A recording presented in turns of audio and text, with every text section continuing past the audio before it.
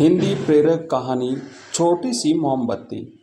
एक छोटे से गांव में मीरा नाम की एक लड़की रहती थी।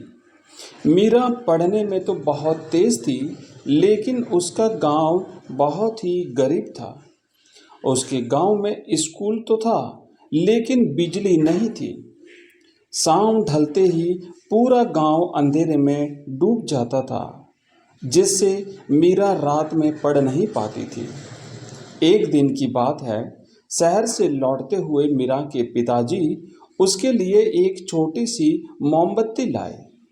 मीरा उस मोमबत्ती को देख करके खुशी से झूम उठी।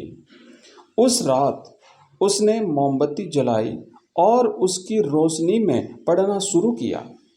मोमबत्ती की रोशनी मंद थी, लेकिन मीरा के लिए वह एक जादुई दीपक बन गई और मीरा की खुशी का ठिकाना नहीं रहा। हर रात मीरा उसी मोमबत्ती की रोशनी में पड़ती थी। कभी कभी हवा के हल्के से झोंके से ही मोमबत्ती बुझ जाती थी, पर मीरा हार नहीं मानती थी, क्योंकि वह दृढ़ संकल्पी थी। वह उसे फिर से जला लेती और फिर पढ़ाई में जुट जाती थी। लगातार लगन के साथ वह पढ़ती जाती थी। गांव के दूसरे बच्चे भी मीरा को देख करके रात में पढ़ने लगे। वे जुगनू पकड़ करके उनकी रोशनी में पढ़ते या फिर मिट्टी के तेल के दिए जलाते और उन दियों की रोशनी में पढ़ते थे। धीरे धीरे गांव में रात में भी पढ़ाई करने का माहौल बन गया।